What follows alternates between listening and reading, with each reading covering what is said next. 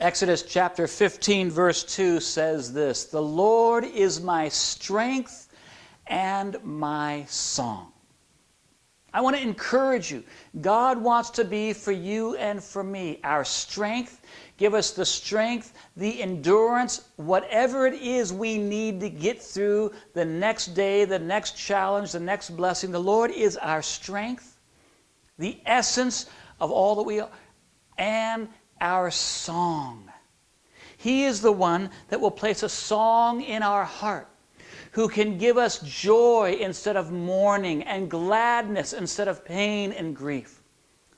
The Lord is your strength, my strength, and our song. So when the video's over, ask God, "Lord, be my strength," and put a song in my heart. Give me all that I need to get through this next day and to get through it with joy and a song. So until next time, keep looking up and let's be about the Father's business.